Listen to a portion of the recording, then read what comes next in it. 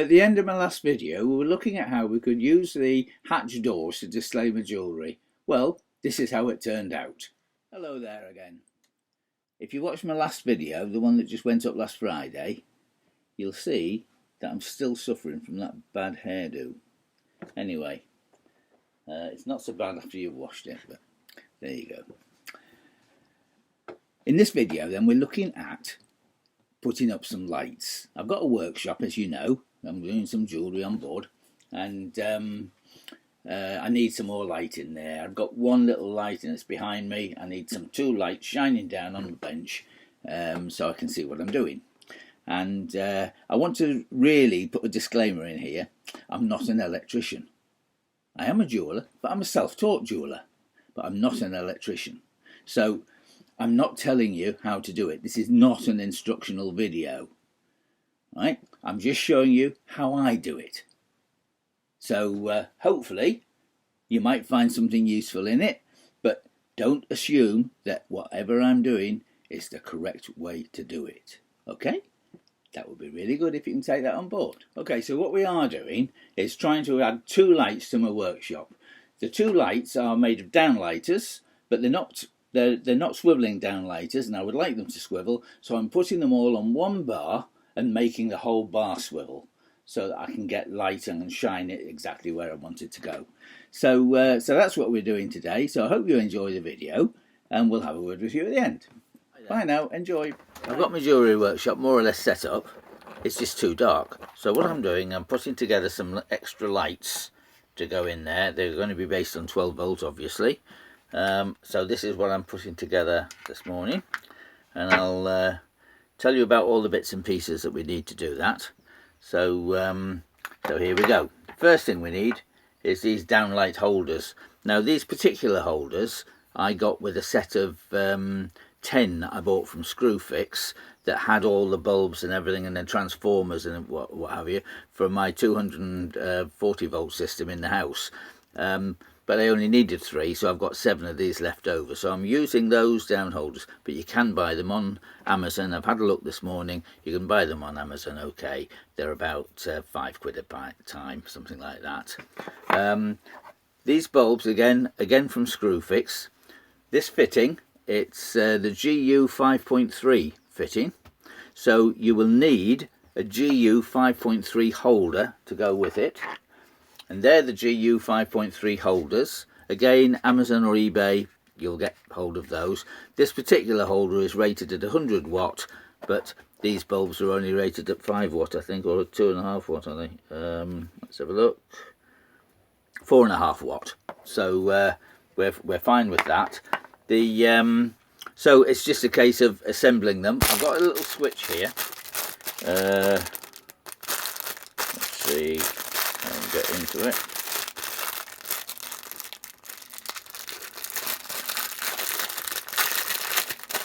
And I've used these switches before. I got them on the ceiling lights for the boat, and there are just a little round rocker switch on and off. They're labelled 1 for on and 0 for off, just a double pin connection. And I've got the connectors here with all the fittings ready to use, so hopefully I won't spill those all over the table. So what I'm doing, obviously, is I'm going to fit the bulb into the holder, put its retaining clip on. That's that done. Then use the GU 5.3 connector to connect to it. I've got a terminal block on the connector. Now these terminal blocks came with the set that I bought, but again, you can buy these on Amazon, but any terminal block would do the job. Okay, so I need some blue and some brown wire. Blue for neutral, brown for live, and I just need a short length, about 8 inches or so of that, and I'm going to get about the same of the brown. Not critical this at all, so I'll slip those off.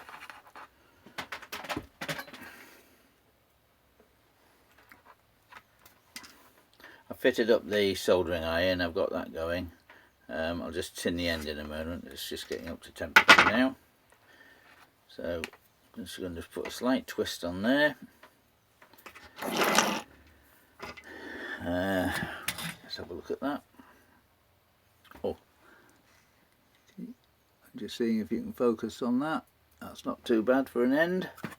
I'm just going to tin it a little bit more. There's a little bit of the tip of the soldering iron there, just a little bit charcoaled over.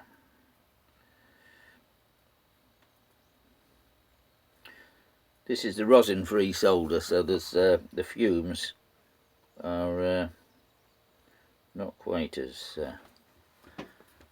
dangerous as the others. Right, there you go.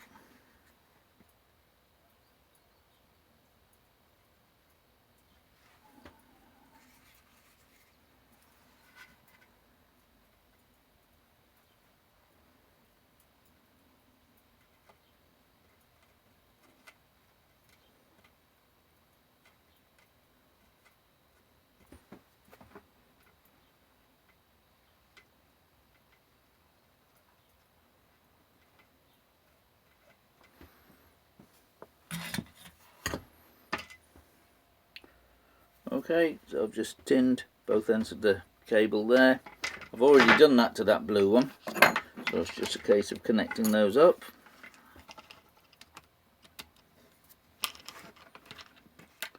Put them through the cable holder. That's going straight into the terminal block. Screw it down. I'm not an electrician. I'm very much a DIY person. I'm not showing you how to do this. I'm just showing you what I'm doing.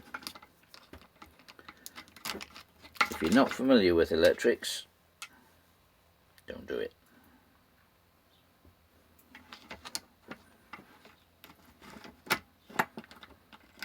Even if you are a little bit familiar with electrics, if you're not sure about what you're doing with these, get an electrician in.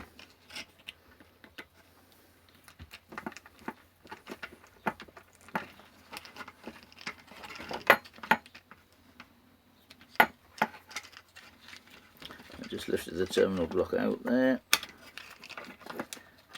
Get that back in. There you go. Right, so that's the terminal block. It's got passers-by going by. I'm just going to tighten the cable clips.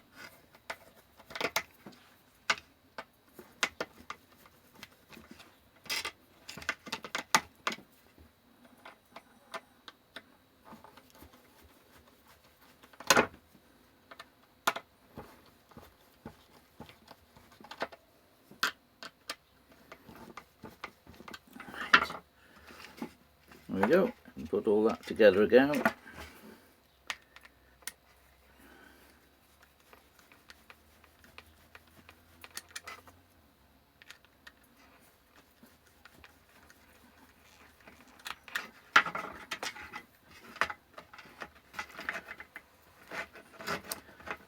Okay, so we've ended up with our GU 5.3 connector into the terminal block with the positive and 0 volt cables coming out.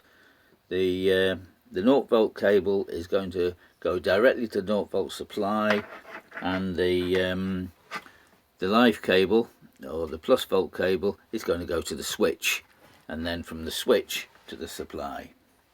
So we've got to put on one of these little connectors. Obviously what I'm going to do first of all is just check that I've got the right size. I think they're them. Just check that they fit onto the switch. Yep, perfect. Except I can't get them off.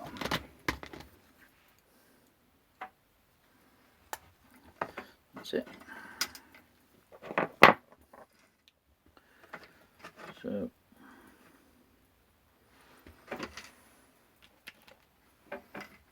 right, the little insulating sleeves go onto the cable first, then we can put the mechanical connection, just a little bit pair of pliers,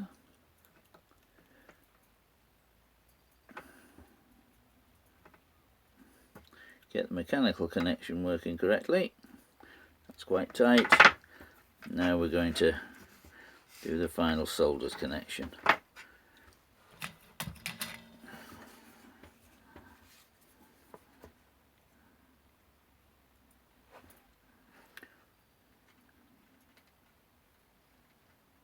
As I say, I'm not showing you any close-ups of this because you know what I'm doing, and it's not an instructional video. So there you go. I'll let that cool down, then I can put the insulation over there. That's good.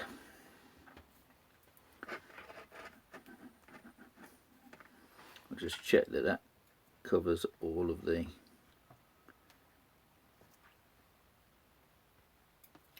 Yep.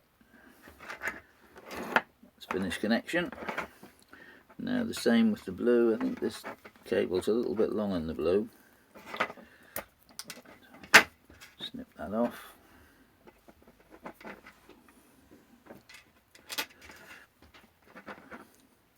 Insulator on.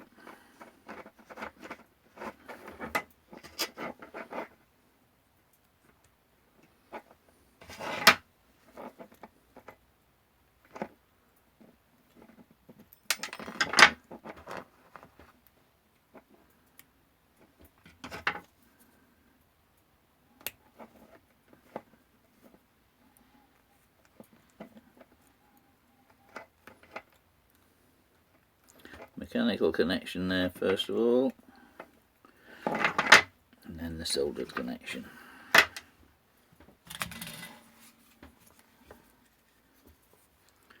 Yeah, needs tinning again.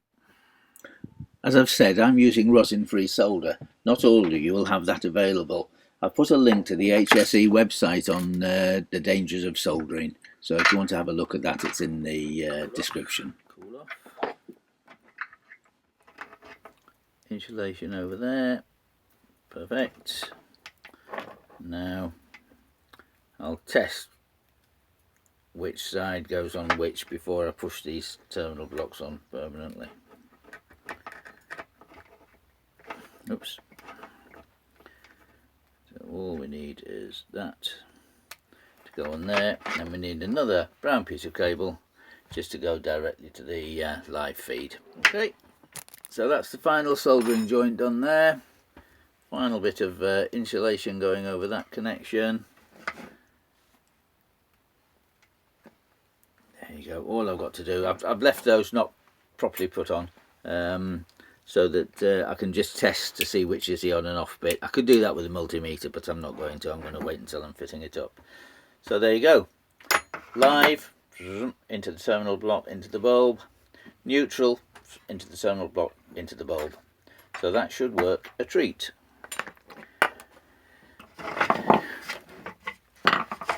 This is the piece of wood that I'm going to fit these bulbs to. So one is going to go about there like that, and the other one at the other end. I'll put the switches so that it hopefully so it looks a bit symmetrical, something like that.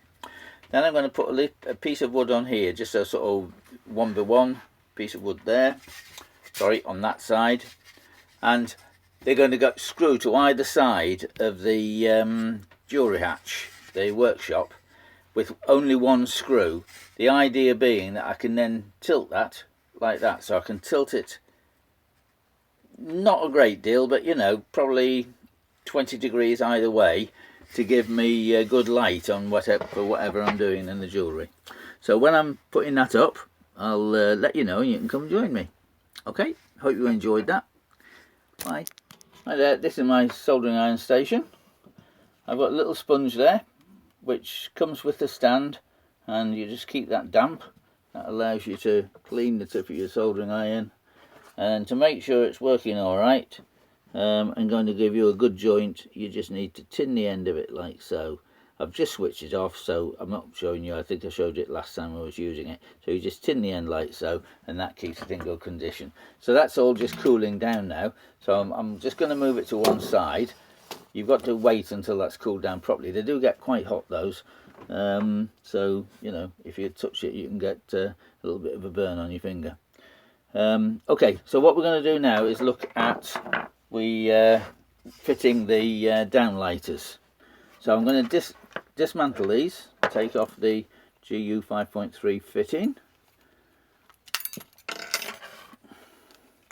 take out the bulb. So I want a hole saw that will be larger than the diameter from there to there, but smaller than the actual unit itself. And I do have a set of hole saws from Screwfix. I think by now anybody who's watched more than one of my videos will realise that I use the word Screwfix quite a lot. This is not because I'm getting paid by Screwfix to advertise their products. It isn't. They're just so good. You know, they keep things. That's a 19mm. Oh, what do you call those drills? They're not fastener bits. Can't remember what you call those. It's gone. It'll come back. That's 19mm, and that is specifically for the switch. So I bought that, I measured it for that. It means that you can see these little tags on the switch there. I have to take those off in order to get it in the hole, but it just becomes an interference fit in the hole if you drill it with a 19mm. So I've got that out ready. The hole saw, I can't remember which one I used before. I suspect it's this one. Yep. So does it say on how many millimeters it is or anything?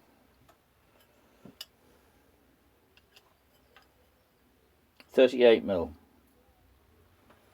So a 38mm hole saw, and you can see that will fit over there. It'll allow those to go in and spring back to hold the thing firmly in place, and yet the edges of the hole will be totally covered by the rather nice white metal downlight holder.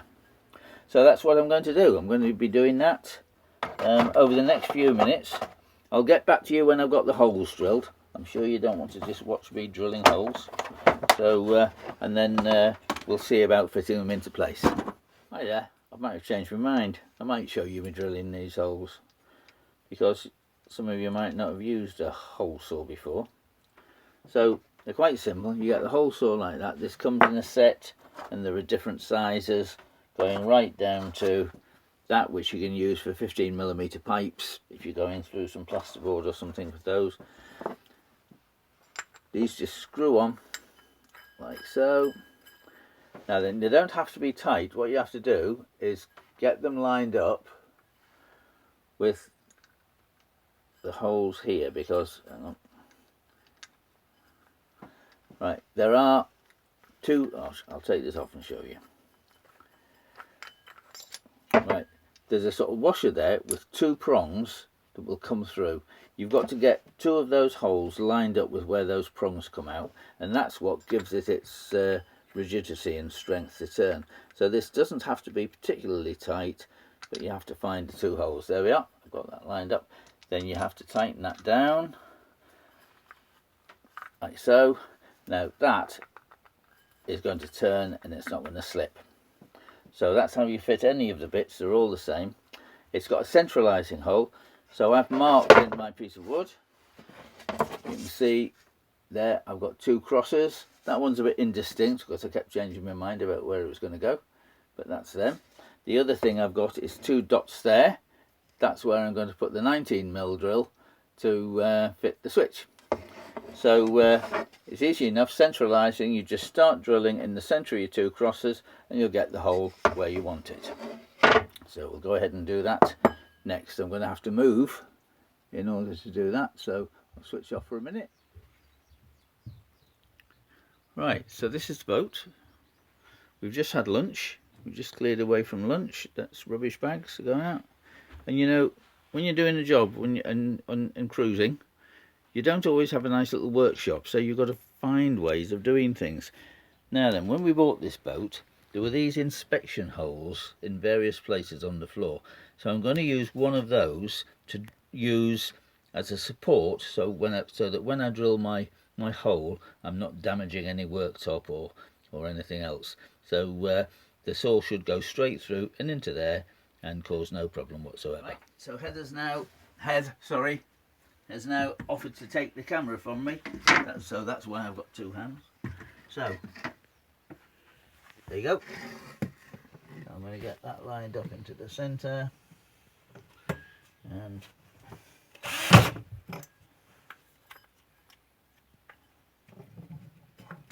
What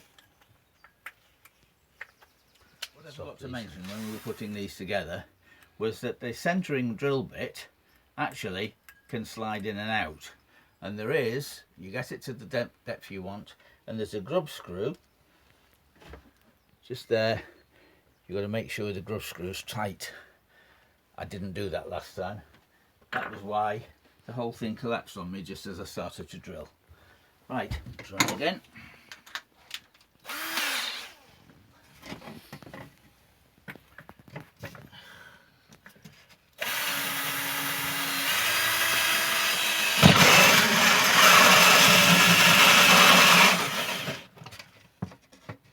Make sure I'm over the hole.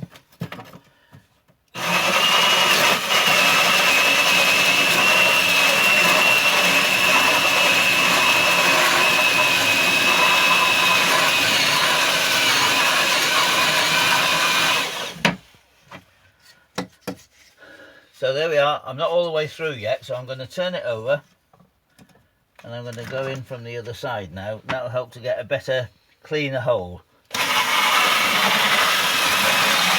You'll notice how it can grip quite a lot. And there we are, we're through. And if you ever want to make wheels, you've got a wheel.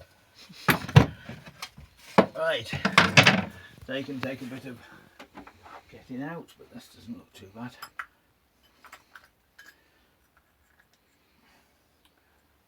There you go. Okay, now you notice when you're doing this, it's very easy for the tool to grip. So you just have to make sure you've got firm hold. Central. Ready again.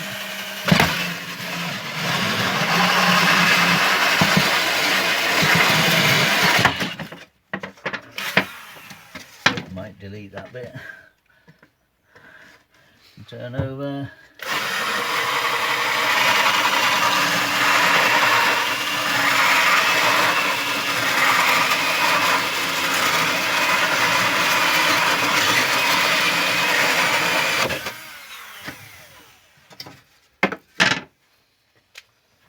Right.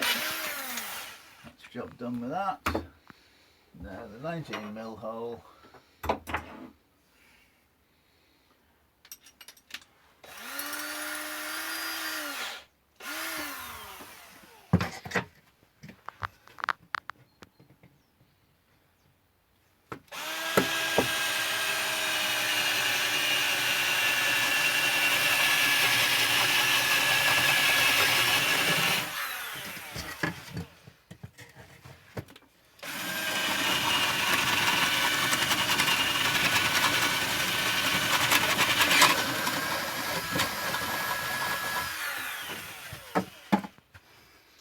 There you go. So it's a relatively clean cut if you go through on both sides.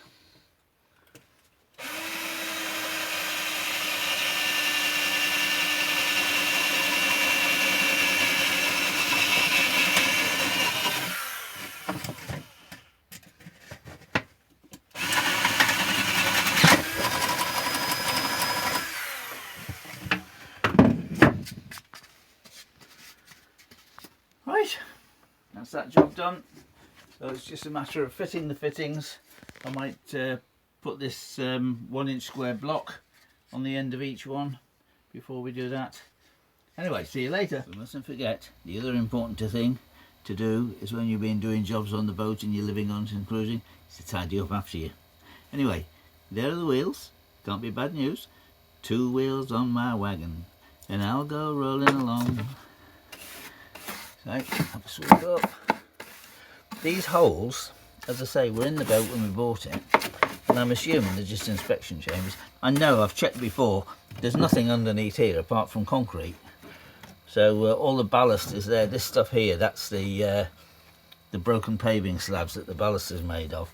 But if you're doing anything like that, just make sure there's no electrical cables or plumbing or anything underneath them. So there we are.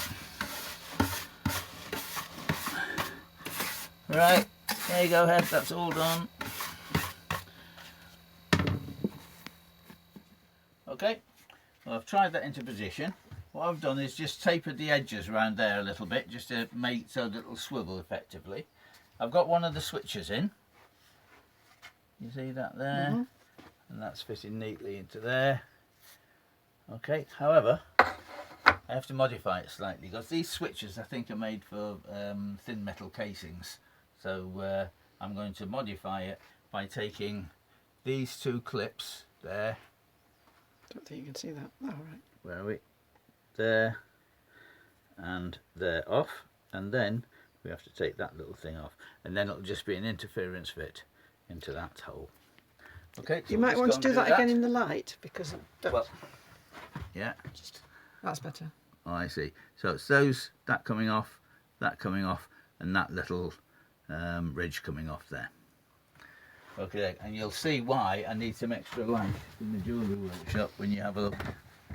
But I'm really in my shadow, so I'm going to do this with my piercing saw, and it is literally just a case of, there you go.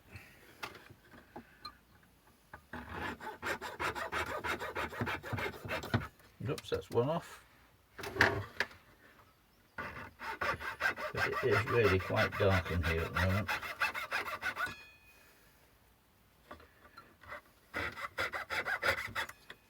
That's the other one off. And now it's just that little ridge there. So I'm just going to cut straight down.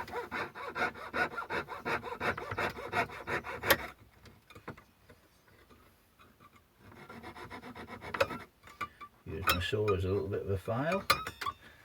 Job done. So hopefully next time I work in here I'll have better light. Right, I've got my lights in. I hesitate to say finished, but I've got them in. So let's have the great switching on. 1, 2. And that gives me a lot more light. There's some earrings that I've been making. There's some rings. We're going to be making, let's see, one of these rings is going to be the first ones that I do. I don't know whether you can see that. It's got little facets all the way around. It's all in sterling silver. Anyway, we'll be starting that very soon. But in the meantime, I've got light so I can continue to work. What I'm going to do, I've got some artist canvas somewhere, so I'm going to screw the length to there and screw it to there so that it'll still swivel, you know, because the swiveling's quite important. That wasn't... Sorry, I missed it evidently. So it'll still swivel. Yeah, so I need something soft there. I can't fill that in with wood or anything. So there you go. Right, light in the workshop.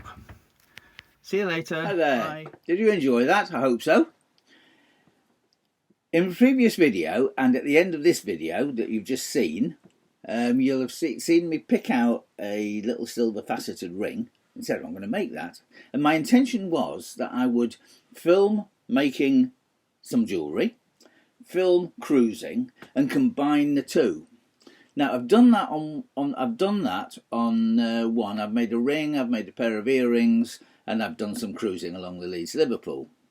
And when I've gone to combine it, I found it really hard to find places to put things in where things make sense. So not only that, it was very long, and I'm not keen on the long videos. I'm not keen on doing the long videos.